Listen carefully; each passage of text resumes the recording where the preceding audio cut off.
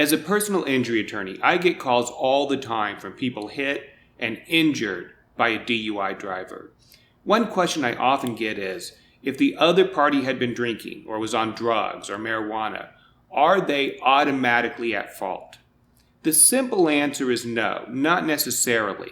You can imagine a scenario where a drunk driver is stopped properly at an intersection.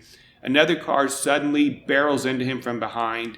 The drunk driver may be guilty of DUI, but he's not guilty of causing the accident.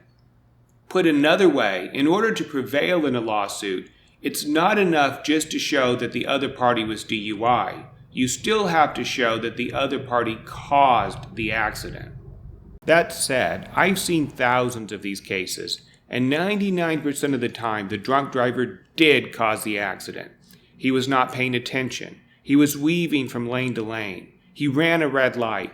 His driving ability was impaired, resulting in a tragic car crash that injured or killed an innocent victim. If you were hit by a DUI driver, call us here at Shouse Law Group. We may be able to help you recover damages, which can include car repair bills, medical bills, lost wages, pain and suffering, and even punitive damages.